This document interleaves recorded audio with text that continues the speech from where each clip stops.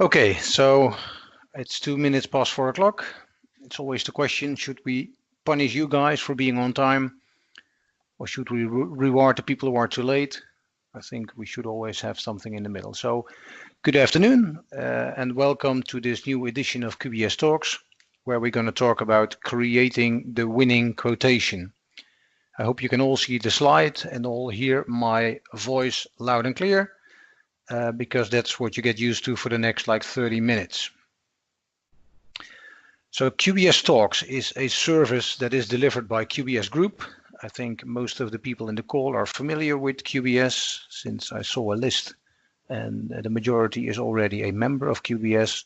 But for the ones who are not familiar with us, QBS is a SMB distributor, a value-added distributor, previously known as a master VAR. As you know, Microsoft keeps changing names all the time, and we do that all over Europe. So today we got more than 450 Dynamics NAV, I have to say also CRM and also Office 365 partners in 20 countries all over Europe. And our business goal, our core business is to help these partners improve their business. So we deliver these QBS Talks editions on a frequent basis. We have a content calendar on our website, so you can find the link here. So you can see what are the next topics and you can subscribe for that.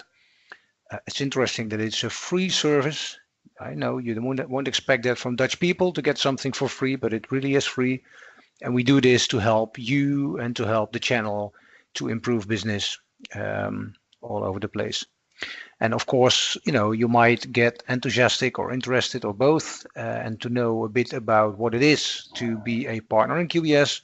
That's why we included the link below where you can find all the details. Okay, so this session is about creating the winning quotation. It will focus mostly on the document and the content. In the end, I will give you the date for a follow-up QBS talk where I'm going to introduce some good ideas and tips and tricks around how to present your winning quotation. So this is more about the creation. And what I prepared is 4, let's say, chapters, 4 topics. So first of all, I would like to start sharing some of my observations when I travel around the funny Dynamics world in different countries, in different cultures, to see how partners on the average create proposals. The second point I want to go in is to understand the importance of a good quotation. Well, of course, you would say that's an open door, but still, I think there might be multiple angles, and it's good that we're all on the same page about how important it is to have a good quotation. Then my third question is more like, if you create a quotation, is it yours or is it your prospect's quotation? Meaning, do you write it for yourself or do you write it for them? Is it written in your language or their language, and so on and so further? And I want to finalize this QBS Talk edition with a sort of a checklist for creating a winning quotation. Now, before I dive in a bit deeper, I think it's fair to say that we cannot talk about one generic quotation, as there is no one generic customer and no one size fits all sales cycle.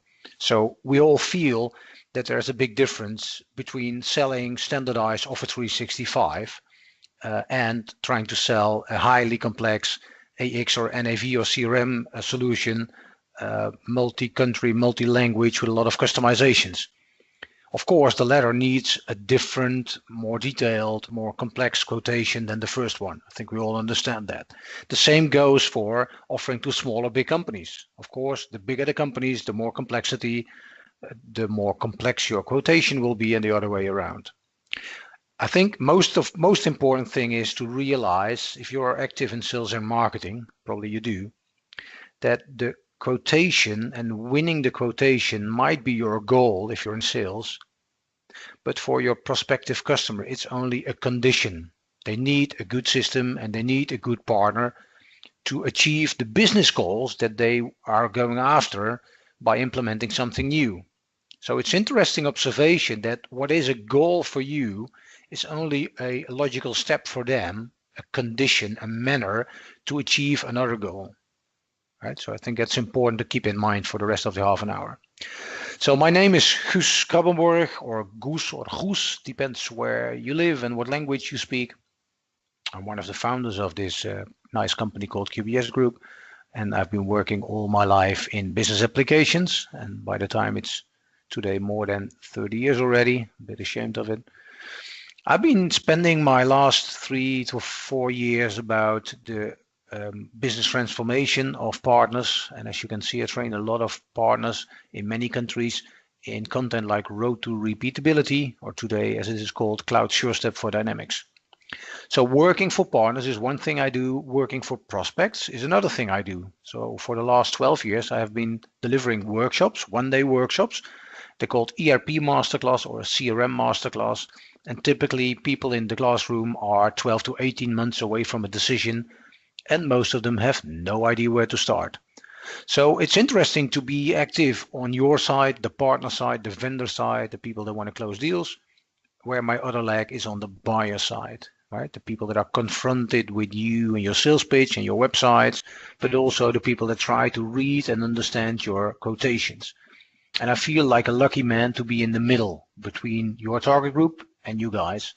And of course, it helps a bit to understand what they say about you and how you think about them. That probably is a reason why I'm often asked to be a presenter at Microsoft events, and I'm a frequent contributor to this QBS Talks. So first of the topics is sharing some observations. So this is not meant personally, by no means. This is not specific for one partner, but just some generic observations that I collected over the years. So let me start on the top. The average quotation document is huge. It's extensive. I've seen examples of documents that were 20 pages, that were 30 pages, that were 40 pages. And I'm not sure how many German partners we got in the room, but I have to say, you're great in soccer, right? Germany is the world champion in football, but I would say you guys would also have a great chance to become the world champion in writing extensive quotations.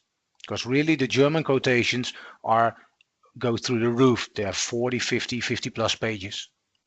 And an interesting question, I think, for all of you in the audience, what was the last time, and be honest with me, what was the last time that you were reading a 20-page document from A to Z, from the beginning until the end?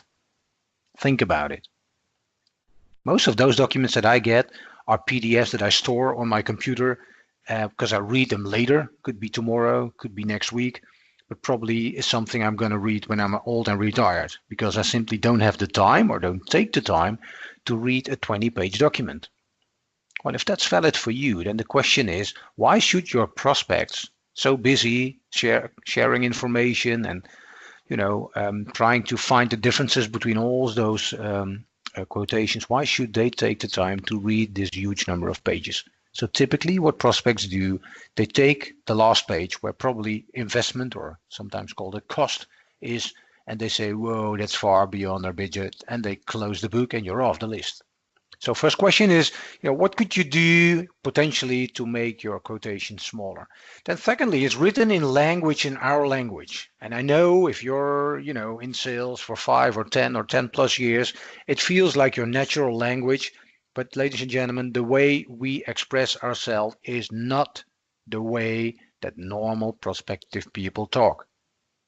And the interesting observation is that a lot of you don't even realize that you use acronyms or words that somebody doesn't understand.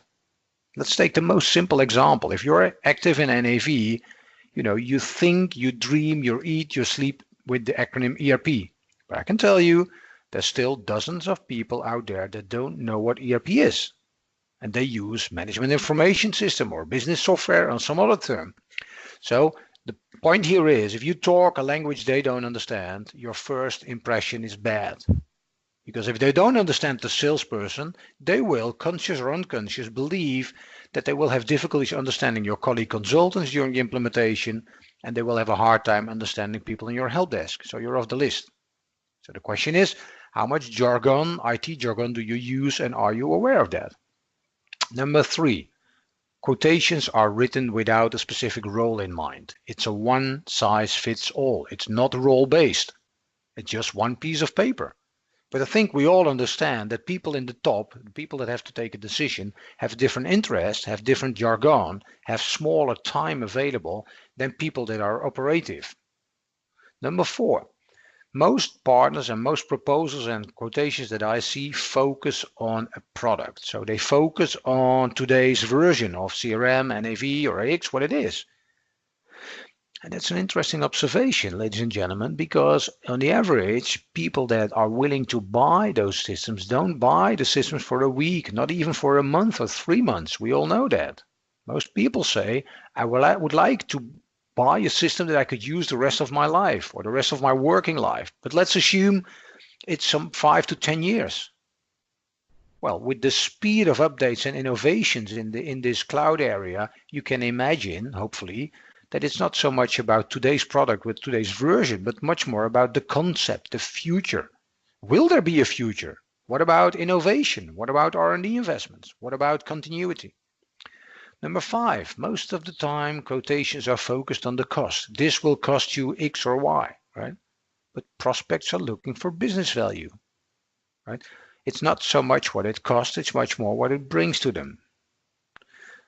The one but last one, most quotations tell the prospect what the partner will do. So you can envision you say with services, we do this, X amount of consultancy, Y amount of project management, and whatever with training, but you say what you do. What is missing in most quotations is what you don't do. And I know it sounds silly from your perspective, but again, if you put yourselves in the shoes of the potential buyer, they say, great that you do all this, but they don't know, is it everything? Is it 100%? Is it 50%? Because those people are inexperienced.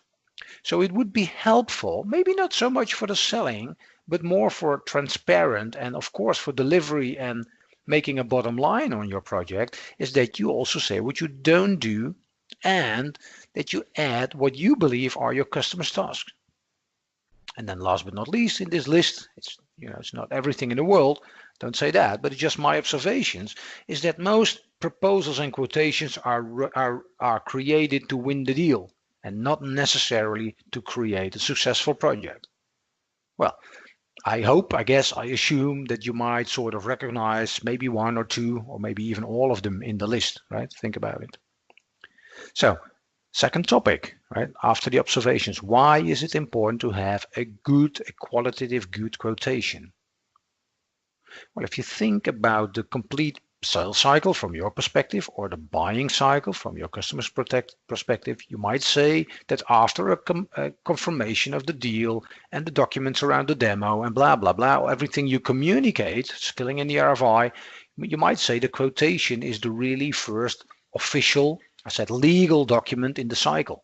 Legal means that if you promise something in the quotation that is not delivered, you have a bigger problem than if you say, I'll be in your office at 3 o'clock and you'll end up a quarter before 3 or a quarter after, right? Still bad, but has a different legal value, of course. And then the quotation is jumping on two thoughts. On the one hand side, a quotation should be a good one to support the positive buying decision, right? So your quotation should be written in a language they understand with all the good arguments, right? Why they should buy from Microsoft and not Oracle SAP. If they buy Microsoft, why they should buy from you as a partner, not from another partner. And let's not forget, ladies and gentlemen, important, why they should buy now and not postpone again for 2 years. You might have heard, I've been keep saying that all the time in training and presentations, our biggest competitor is not NetSuite, it's not Sage, it's not SAP, but everybody's biggest competitor is no decision. So it's important that in a good quotation, it's also about the why now, which means that you should also explain what will happen if they don't buy. I call it CONI, C-O-N-I, cost of not implementing. What is the cost if you continue for the next 2 years with your old-fashioned, non-integrated, not supported system? So that's the one side, right? Make it good to support a positive buying decision. The other side of the quotation, maybe not so much for you, but more for your delivery consultants, for your support consultants, it needs to limit your risks. And every quotation for every new implementation is a risk on itself. We all know that. It's a financial risk. Imagine you have work to do you don't get paid for. Imagine they're not willing to pay your invoices. Imagine they go bankrupt and not being able to pay all your invoices.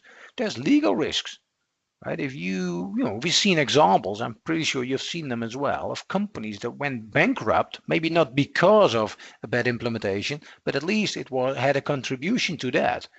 So if a company goes bankrupt or can't deliver for 2 weeks or can't invoice for 4 weeks or whatever nightmare scenario you can think of course has a big legal impact.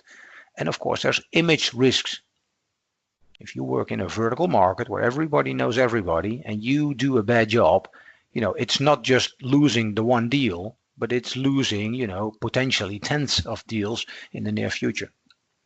And then think about, discussions, the energy you have to put in, extra travel time, irritations, until even credit invoices if they don't want to pay, free work if they believe they should not pay for it at all, or even lawsuits that can arise as a result of a poor quotation. So I would say enough reasons to make your quotation a qualitative good quotation. And I thought I'd come up with a quote from a guy called Louis van Gaal. I'm pretty sure if you're either English, German, or Dutch, you will know him. He was a soccer trainer with Ajax, with Bayern Munich in Germany, and his latest job was with Man United in the UK, and he also was the coach of our national team. And one of his quotes was, "Quality is excluding chance," right? So I would say if you want to have quality in your project, you need to exclude chance in your proposal. Make it as good as you can. To do that, to help you with that, I think you need to ask for help for your colleagues. If you're in sales or marketing, if you're a business owner, and I were in your shoes, I'm not, but if I were, I would introduce an internal review process.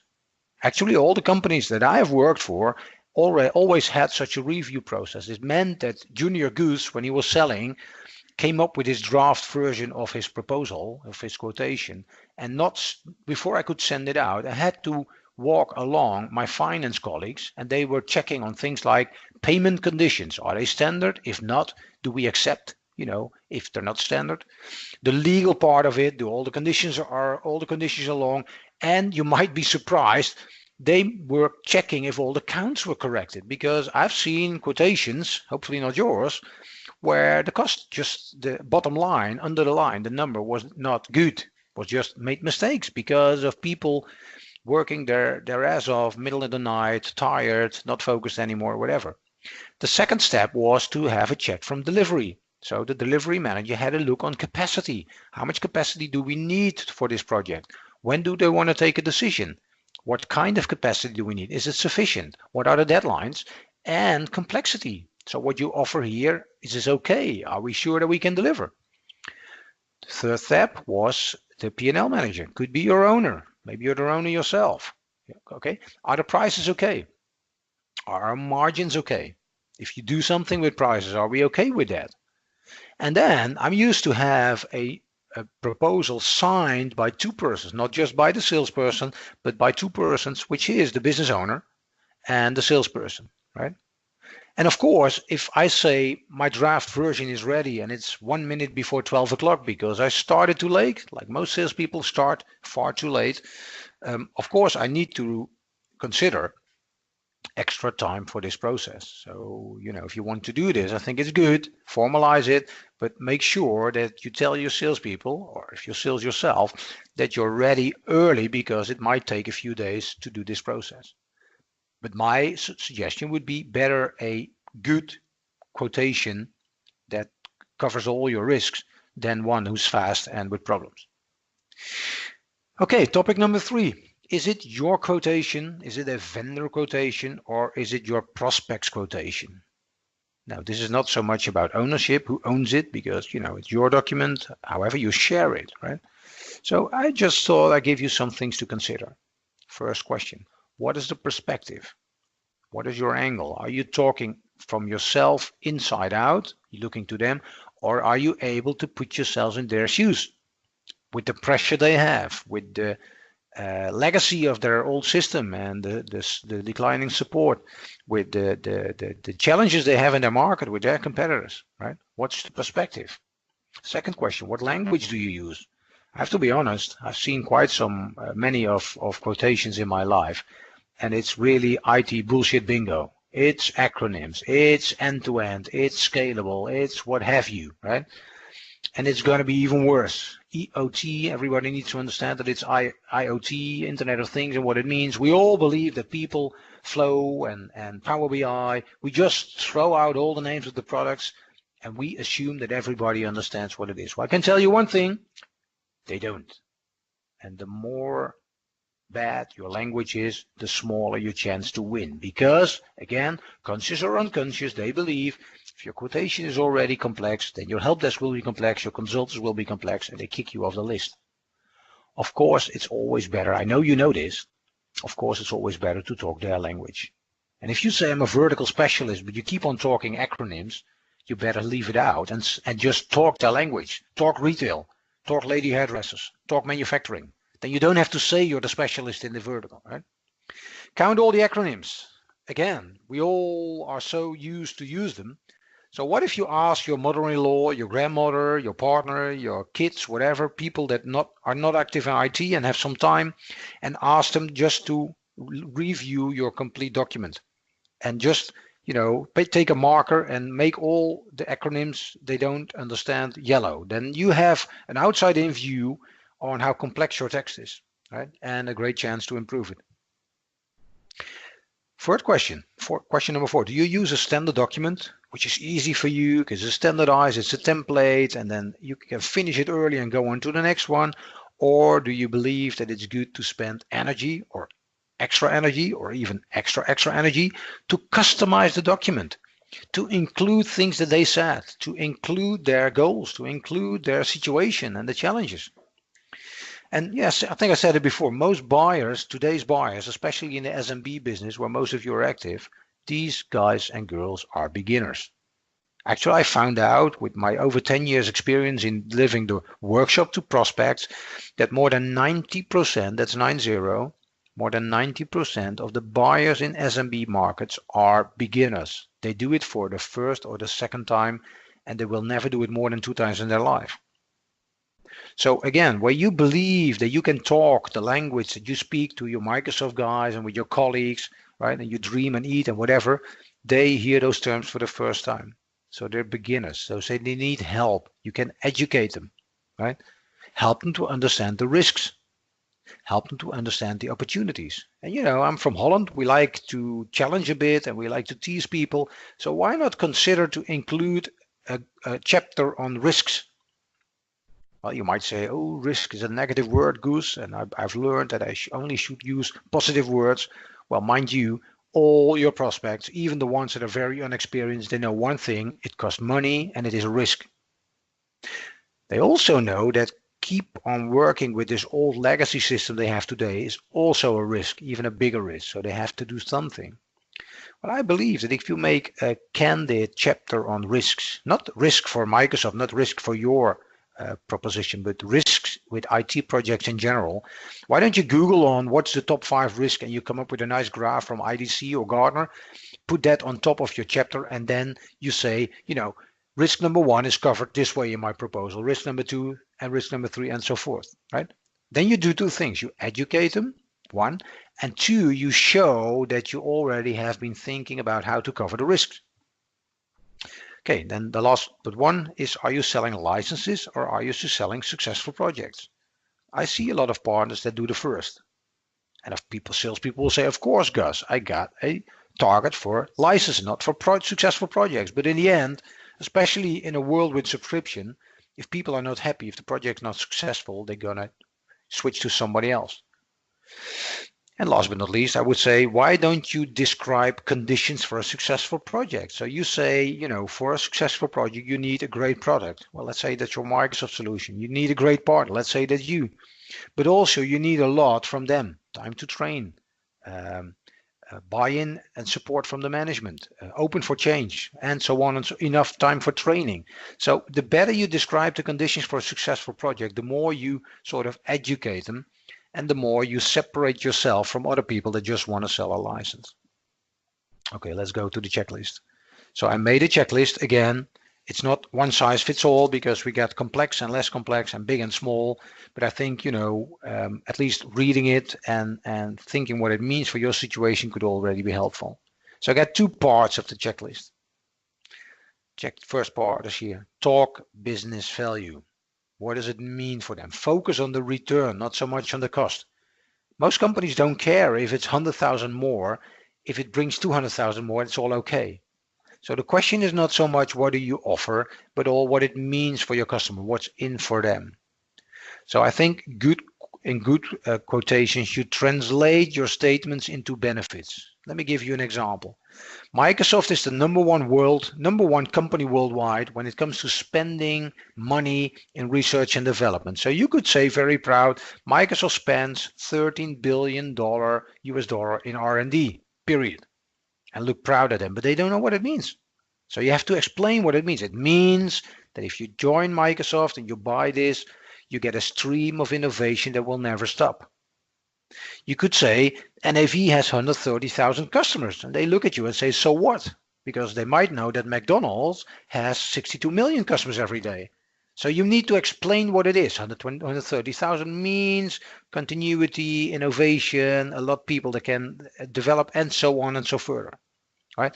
And then I think in the quotation, you should always start with that. That's the first really chapter, where a lot of you, I'm pretty sure, the first chapter is about yourself, how great your company is, free parking, great coffee, or what have you. Right? Don't start with yourself. It's not your proposal. It's not your quotation. It's theirs, remember? Second point, emphasize the business pain.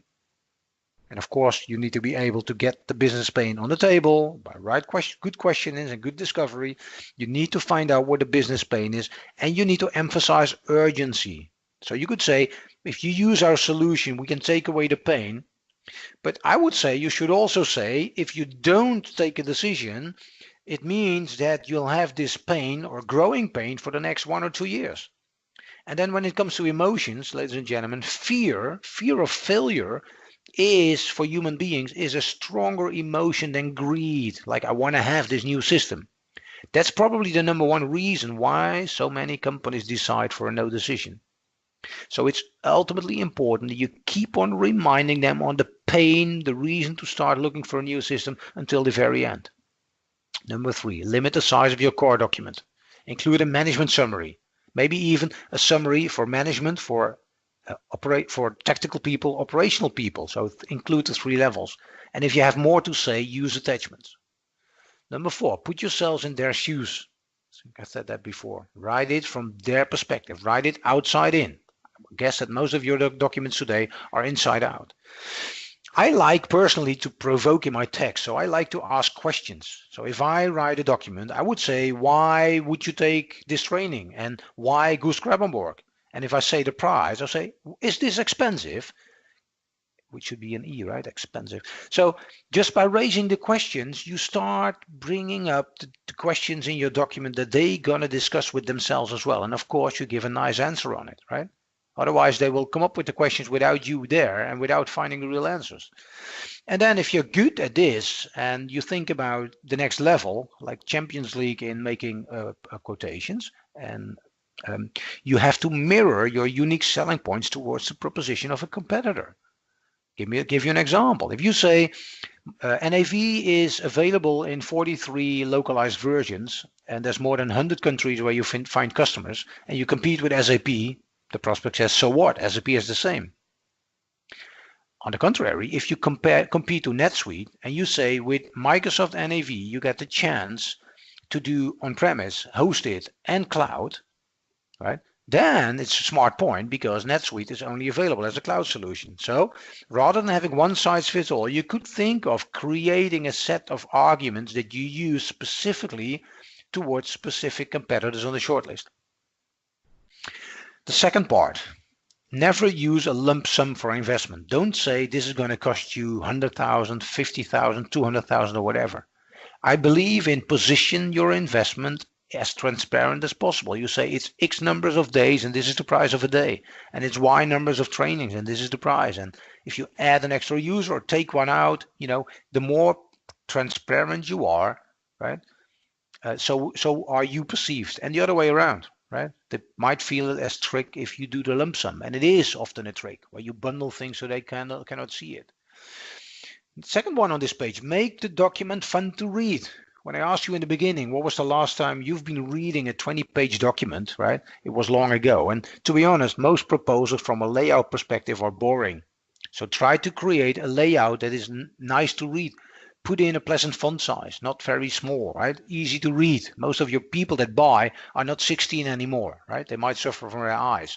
Put in relevant pictures. And why not put in some quotes of happy customers in colors or different typology, right? Or maybe in the footer of every page. Don't talk yourself. Let your customer do the talking. Then I think we need a clear task split. So you could say this price is based on you doing this, me doing that. I would add a chapter, successful projects need this and this. And finally, again, use your customers to do the talking. So we're close to the end, I think. 30 minutes flies, Daniela, really. So I did a previous QBS Talks in September, and it's called Winning More Deals by Using Strong Communication Templates.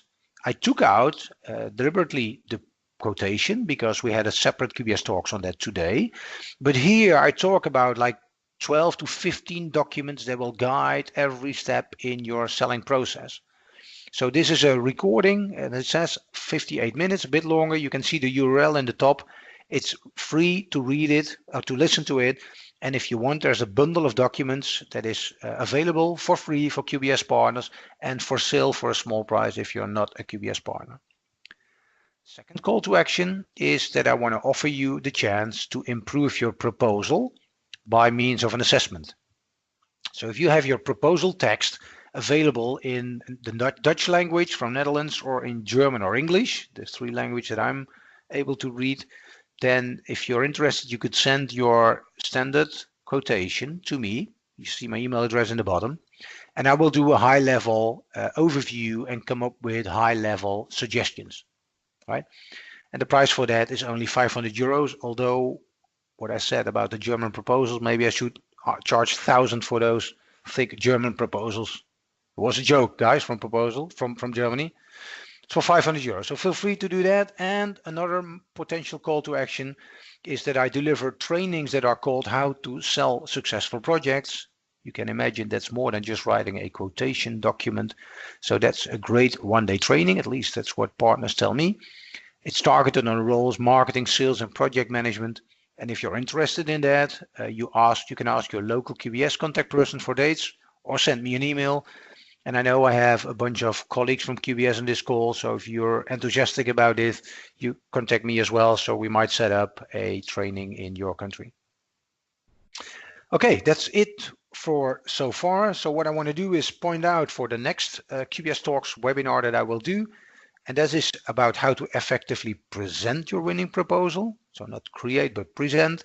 And that will be on Tuesday, February the 20th, 4 o'clock Central European Time. There's a link where you can find the way to register yourself again for this free webinar. And Daniela, the question now is, did we receive any questions? No, we didn't.